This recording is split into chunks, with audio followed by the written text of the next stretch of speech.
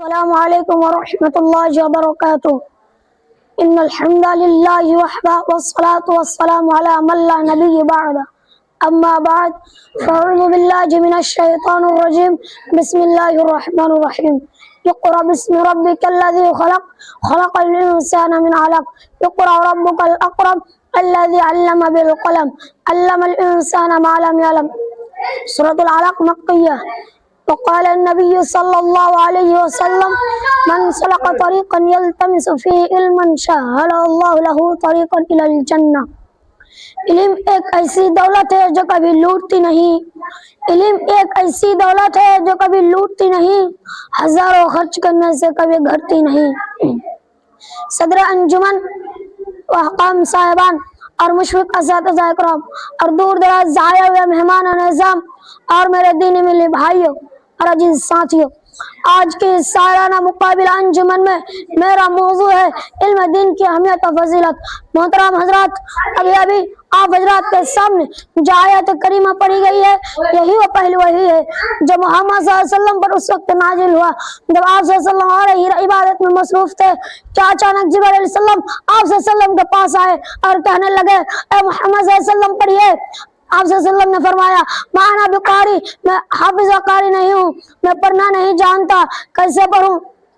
تو جبرائیل علیہ السلام نے آپ صلی اللہ علیہ وسلم کو اپنے سینے سے لگا کر بہت زور سے دبوچا اور کہا پڑھیے.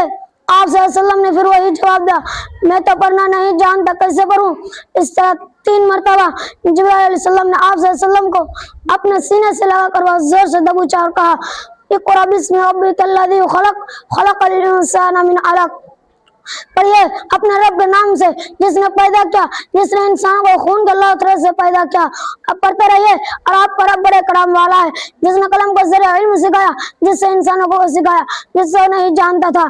ان آیت کریمہ میں علم حاصل کرنے کے لیے آپ صلی اللہ علیہ وسلم کو طاقت کے ساتھ حکم دیا گیا ہے, ساتھ ہی علم حاصل کرنا ادب بھی بتا دیے گئے ہیں اور قلم کی ضرورت اور اہمیت بھی بتا دی گئی ہے جس کے استعمال سے انسان علم میں کامیابی حاصل کر سکتے.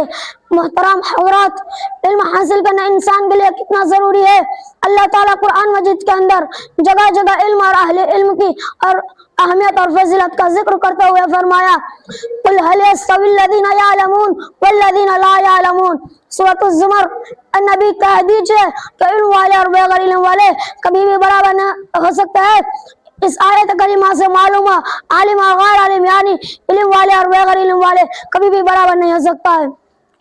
قرآن مجید کے علاوہ حدیث میں بھی علم کی اہمیت و فضیلت کا تذکرہ بار بار ہوا. حضرت ابو درداء رضی اللہ عنہ کہتے ہیں میں نبی کریم صلی اللہ علیہ وسلم سے سنا من سلک طریقا یلتمس فیہ علما سہل اللہ لہ طریقا الی الجنہ.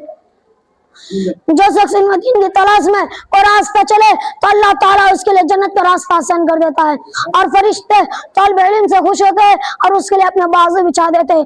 آسمان و زمین کی سارے مخلوق یہاں تک کہ مچھلیاں بھی پانی میں طالب علم کے لیے مغفرت کی دعا کرتے ہیں. عالم کی فضیلت عابد پر ایسی ہے جس چاند کی فضیلت سارے ستاروں پر ہے.